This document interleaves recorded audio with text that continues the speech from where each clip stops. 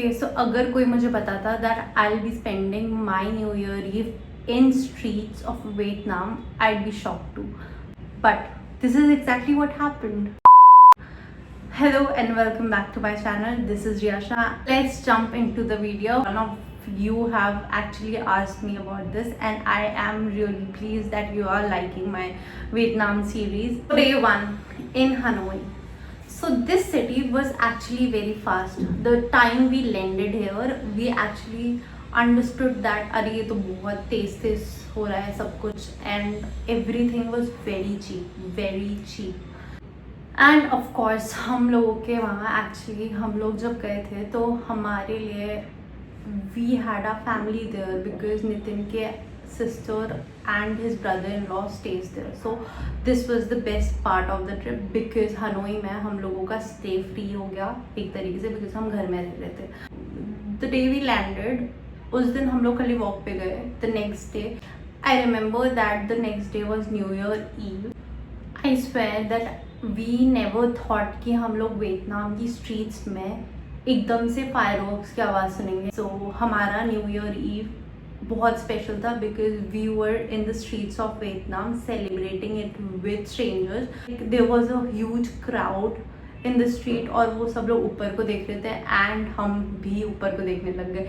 And then we actually understood that अच्छा यहाँ fire होने वाला है.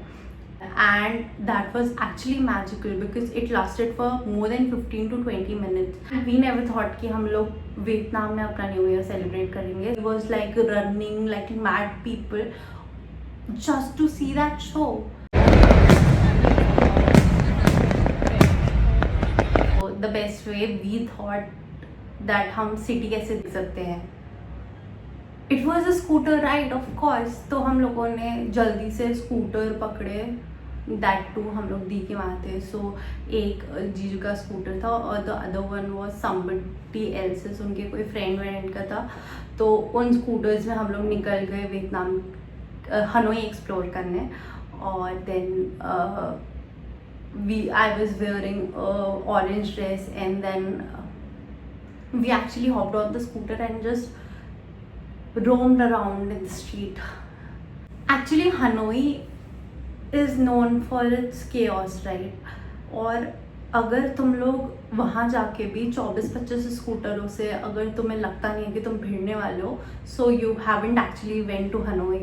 But what I understood was कि Hanoi isn't just chaos, it's also calm because हम लोग वहाँ पे बहुत ढेर सारे टेम्पल्स थे, वहाँ बहुत ढेर सारे कैफ़ेज़ थे and people were actually sitting beside the lake and watching the view, talking, having real conversation about themselves, about their lives and it was very magical to C.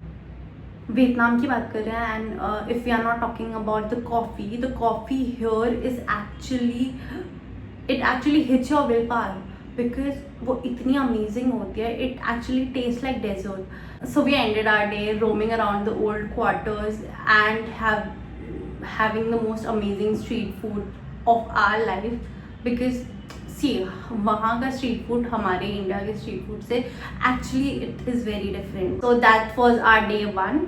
Now going to the next day. So if you are going for 7 days, so first day तुम Hanoi, obviously first day तुम्हें Hanoi में ही आना चाहिए. If you're planning to explore the country top to bottom, हमारा first day ऐसे spend किया हमने. Actually हमारे 2 दिन हो गए थे but I will not consider the new year eve because new year eve हम लोगों के लिए एडिशन था. हम न्यू ईयर ईव मनाने नहीं गए थे बट हम न्यू ईयर के टाइम में गए थे तो न्यू ईयर ईव हमारे लिए additional, it was like a bonus for us. But after the chaotic scooter ride and bomb blasting New Year Eve, we actually went to the Buddha temple. And I'm not even exaggerating that this temple was huge. It was massive. बहुत बड़ा temple है, बहुत बड़े बुद्धा जी हैं and everything was like peaceful there. Like you're not even seeing the Buddha. You were feeling him. You were sitting there. I was actually numb when I was sitting there. So it was magical. एक moment ऐसा आया था जब एक बहुत huge से बुद्धा जी वहाँ पे रखे हुए थे और what do you call it, वहाँ पे बहुत बड़े एक गोल्डन से बुद्धा जी थे and the moment I sat there, I realized that am I having spiritual awakening? I actually don't know कि क्या था वो. Like the feeling was hitting me. It was like feeling lost and found at the same time. I don't think कि मैं उस चीज़ को express कर पा रही हूँ, but it was really surreal. I found this wall जिसमें बहुत ढेर सारे ऐसे छोटे लेटर्स हैं. सो हमारे वहाँ पे भी एक प्लेस ऐसा ही है. एक विश लिख सकते हैं, अपनी कोई विश लिख सकते हैं, अपने जो लव्ड वंस हैं उनकी विशेस लिख सकते हैं, and then we have to just put it there in the wall. और फिर मतलब वहाँ की मान्यता है कि वो विश कभी ना कभी पूरी हो सकती है. So that's that. And there are मतलब वहाँ ब्रिक्स होती हैं, बहुत ढेर सारी ब्रिक्स ऐसे लगी हुई थी. तो मेरा ऑब्वियसली अब मैं हूँ, I have many questions to ask. तो मैंने ऑब्वियसली पूछा, तो उन्होंने मुझे बताया कि वो ब्रिक्स में तुम अपना डोनेट करके वो ब्रिक्स में अपना नाम लिखा सकते हो, एंड देन जब फ्यूचर में कोई टेम्पल बनेगा तो फिर वो ब्रिक्स उस टेम्पल के बनने में यूज़ होंगे. सो डू यू अंडरस्टैंड कि वो इतना बड़ा टेम्पल है. It is one of the most I think biggest Buddha temple in Asia. And then you realize कि तुम्हारा नाम अगर फ्यूचर में उसी का कोई नेक्स्ट टेम्पल बनेगा उसमें तुम्हारा नाम यूज होगा. तुम्हारा एक ब्रिक होगी जो तुम्हारे नाम की होगी. Basically they'll engrave your name in that brick, and then you have to donate it to the temple, or not the brick, you have to donate a certain amount to the temple. और फिर वो brick जब next part temple का कोई next part बनेगा तो फिर वो वहाँ यूज होगा. So talking about the payment, the money that you pay, Biden temple के लिए you have to pay 250 per person अगर तुम्हें टेम्पल पे एंटर करना है. तो my advice is that you should actually spend 2 to 3 hours in that temple, in that pagoda, because तभी तुम उस चीज़ को फील कर पाओगे. They also give this bucket जिसमें ना वार्म वाटर होता है, और उसमें वो कुछ ऐसा जैसे हम लोगों के वहाँ होता है ना, पीस के बनाते हैं जिससे पैर में दर्द कम होता है या समथिंग लाइक दैट, वैसे उनके पास ऐसा होता है. और दे ऑल्सो गिव अ चाय दैट टाइम. तो वो उसमें क्या करना होता है ना, you have to dip your feet in that water, और फिर उसके बाद थोड़ी देर बाद वो वार्म वाटर ठंडा होते रहता है, और तुम्हें ऐसा लगता है तुम्हारी थकाई कम हो रही है, मतलब तुम्हारी जो थकान है वो एक्चुअली कम हो रही है, और वो रिफिल करते रहते हैं जितने बार तुम बोलो. आई डोंट नो कि उसको क्या बोलते हैं, सॉरी, बट वो बहुत थेरेप्यूटिक होता है. We actually purchase that powder from them. It costed us like 700 VND. तो उस पाउडर को उसमें डालते हैं, and then you have to dip your feet in that, और वो उसके साथ साथ एक चाय भी देते हैं. वो सब आपको एक्सपीरियंस करना है तो ये you actually have to spend much time, like 2-3 hours at least वहाँ स्पेंड करना पड़ता है ताकि आप वो सब एक्सपीरियंस कर सकें. So that's that. Went to caves. खा गई मैं, केव्स खा गई. कॉन्ग स्कल आइलैंड करके एक मूवी थी, हैव यू सीन दैट? अगर तुमने देखा है ना तो that movie was actually shot in this place. I don't know how to spell it. Trang An cave I think, यहाँ उसकी शूटिंग हुई थी, and we actually went here. So this day was actually very different. हमने एक boat करी थी Trang An में, and it was different. The place was different. वो ऐसा लग रहा था हम लोग किसी मूवी के अंदर ऐसे घुस गए हैं, और सब चल रहा है हमारे आसपास, सब ऐसा ब्यूटीफुल सी सीनरी है, और हम बस वहाँ पे बैठ के देख रहे हैं. उस बोट में हम लोग, बिकॉज वी आर इंडियंस, हम चाय लेके गए हुए थे. We spend actually 4 to 5 hours I think in that boat. उसके बाद हम बाइडेन पकौड़ा गए थे. सो उस बोट के जब तुम उस केव के अंदर एंटर करते हो ना, तुम एक्चुअली कुछ देख नहीं पाते हो, बहुत कम हल्का सा देख पाते हो, बिकॉज लाइटिंग होती नहीं है केव्स के अंदर, सिग्नल होता नहीं है, टॉर्च होती नहीं है. So you only have your phone torch, और सब अंधेरा होता है.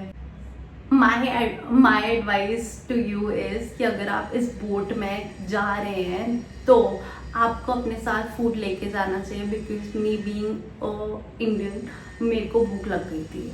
मैं 3-4 घंटे के लिए एक बोट में हूँ और केव्स में घूम रही हूँ, तो भूख लग जाती है. So we took our home food.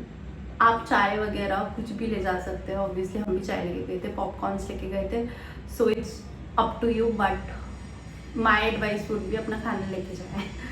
2 से 3 घंटे लगते हैं, 2.5 से 3 घंटे लगते हैं बेसिकली. 150 रुपये, 150 VND पर पर्सन का, आई थिंक सो. अभी अगर चेंज हो गया होगा, आई पुट इट हियर. इतना तुम्हें कॉस्ट पड़ेगा. 3 hours of rowing in dark caves, different hidden temples and hidden valleys. So no motor, just silence and water. Day 3 हम लोगों ने पहले, हम लोगों को समझ में नहीं आ रहा था कि हमें क्रूज़ करना चाहिए नहीं करना चाहिए. फॉर द लॉन्गेस्ट टाइम हम लोगों ने ये एक्चुअली कॉन्वर्जेशंस करी कि कैसा रहेगा, क्या करना चाहिए क्या नहीं करना चाहिए. बट देन हमने लास्ट में क्रूज़ बुक कर ली थी. I will put the name of the cruise here so you can see. अच्छा ही हुआ कि हमने हलॉन्ग में मैं क्रूज़ करी, because it was like Maggi में मसाला डालना. It was like floating through a painting. वहाँ पे बड़ी बड़ी क्लिफ्स थी जिनको देख के ऐसा लग रहा था they are just rising from the water out of nowhere. It was like we were in the painting. हमने मूवीज देखी है ना, नोटबुक, टाइटैनिक, वैसे ही लग रहा था. मेरे को ऐसा लग रहा था मैं मूवीज के एक्चुअली अंदर चली गई हूँ. The lunch, okay, talking about the food, I didn't like the food, neither did Nitin like the food, because हम लोगों को ऐसा बेसिक सा आई थिंक हमें इंडियंस का टेस्ट ज़्यादा मसाले में है. Food was actually very plain for us. और if you don't like seafood, we don't eat seafood, तो हम दोनों के लिए इट वॉज वेरी टफ. अगर तुम लोग ट्रैवल कर रहे हो तो तुम्हें इतना एडजस्ट करना पड़ेगा. सो दैट्स दैट. फिर उसके बाद हम लोगों ने उसी में एडजस्ट किया. पास्ता वास्ता भी बना था, but everything was very plain and we are Indians, right. तो हम लोगों को खाना बहुत बेसिक लगा. बाकी सी फूड हम खाते नहीं हैं. So that's that. मैंने स्प्रिंग रोल बनाया. फॉर द फर्स्ट टाइम मुझे पता चला कि हम राइस पेपर से स्प्रिंग रोल बना सकते हैं. सो मैंने स्प्रिंग रोल्स बनाए. We chilled. वहाँ की एक ओपन एरिया था क्रूज़ का, तो टेरेस था बेसिकली. वहाँ हमने चिल किया. हमने बहुत ढेर सारे गाने गाए. And then the next day वो हमको काइकिंग में लेके गए थे. हम जीजू लोग दूसरी साइड चले गए थे, जीजू दी लोग, एंड देन हम लोग दूसरी साइड थे, तो हमने वहाँ पे चिल किया. और फिर उसके बाद the next day I think उसी दिन वो लोग कहीं घुमाने लेके जाने वाले थे, वॉक वगैरह पे. वहाँ हम नहीं गए. 2 दिन यहाँ कवर हो गया. सी, अब तुम अगर क्रूज़ में जा रहे हो तो तुम्हें 2 दिन निकालने पड़ेंगे. देखो, क्रूज़ का प्राइस 2500 पर पर्सन पड़ा. I put the amount here. मैं एग्जैक्ट अभी नहीं बता रही हूँ, बट ऑब्वियसली 1800 से 2500 पर पर्सन पड़ा था. सो आप उसी हिसाब से अपना कैलकुलेट कर लेना. तो हमें केव विजिट कराने वाले थे, तो उसी कयाकिंग, केव विजिट और लंच था. ब्रेकफास्ट वो देते हैं. माई सेट क्या क्या लेके जाना चाहिए. अपने लिए वार्म क्लोथ लेके जाना, बिकॉज वहाँ बहुत ठंडा लगेगा टेरेस में. तो आपको एक तो वुलन क्लोथ्स लेके जाना, सेकेंडली सनस्क्रीन लेके जाना, बिकॉज कयाकिंग करते करते कब टैनिंग हो जाती है हमें नहीं पता चलता. एंड वाटर बॉटल लेके जाना, क्योंकि पानी पे सबको लगती है. और you can buy it with सरियल, but you have to book it prior to your trip, because तुम एकदम से बुकिंग नहीं करा सकते हो. तुम्हें थोड़ा टाइम चाहिए होगा, 2-3 दिन at least to turn into the day 5 to 7, 5th day, 6th day and 7th day, which you can spend in Phuoc. Phuoc is an island in Vietnam. It is like the Maldives of Vietnam.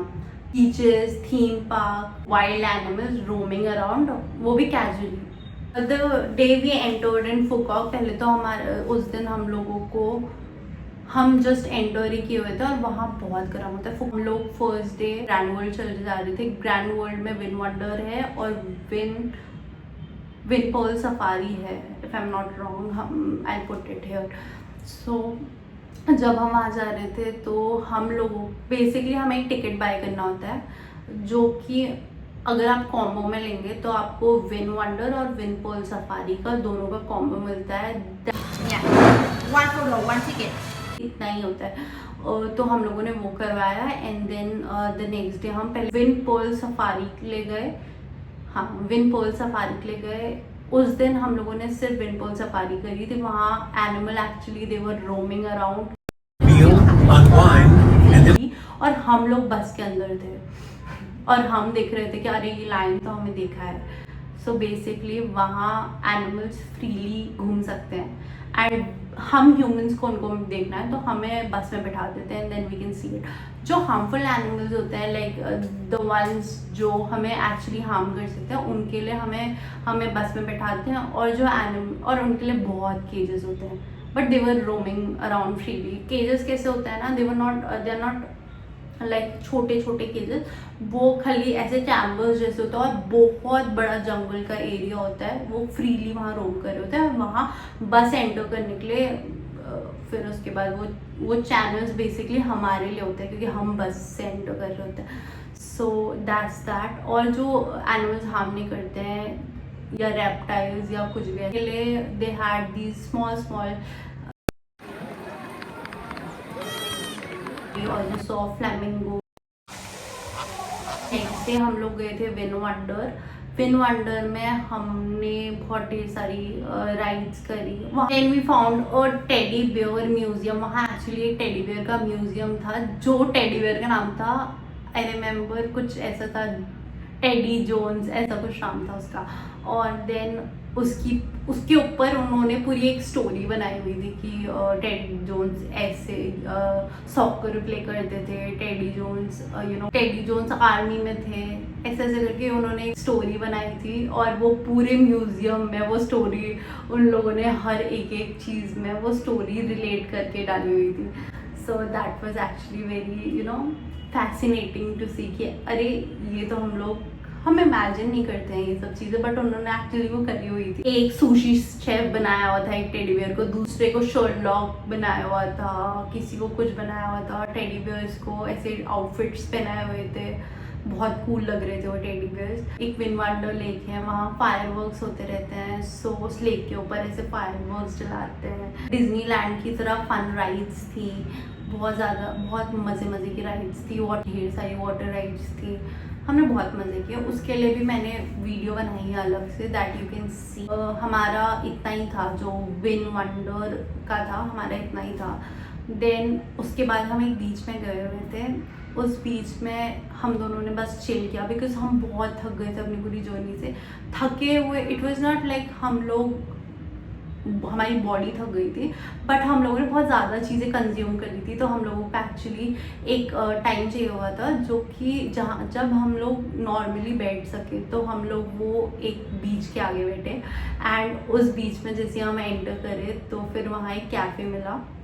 उस cafe में बहुत अच्छे fried rice mill रहा था, बहुत सारी चीज़ें खाई। And then we went for different water rides and water activity in that बीच।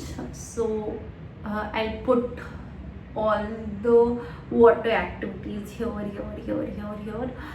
तो हमने बहुत ढेर सारी वाटर एक्टिविटीज़ करी और हम थक चुके थे। सो आफ्टर दैट हम वापस, हमारे अंदर फिर भी इतनी ताकत थी कि हम लोग अपने रिजॉर्ट में, which was a 5-star resort, I put the name here. और हम एक्चुअली स्विमिंग पूल में गए और हमने वहाँ पे भी बहुत मज़े करे। उसके बाद the next day we came back, we ended our Phu Quoc trip. 2-3 दिन हम हनोई रहे, दी और जीजू के वहाँ। सो हम लोग हनोई में रुके 2-3 दिन के लिए, then we came back. So this was actually the itinerary जो कि तुम प्लान कर सकते हो क्योंकि पूरा वियतनाम तुम एक गो में तो कर नहीं पाओगे। कि अगर तुम ईयरली या 2 years में कब जाते रहोगे वियतनाम, तो Vietnam is not a very small country. You can explore it धीरे धीरे करके भी because it is very beautiful. और सबसे बड़ी बात, वहाँ जाके तुम्हें एक्चुअली पता चलेगा कि पीस, इतने क्योस में तुम्हें पीस भी मिल सकता है। So thank you so much for watching me. This is Riyasha, I am signing off for now. I will shoot the next part. तक के लिए बाय बाय।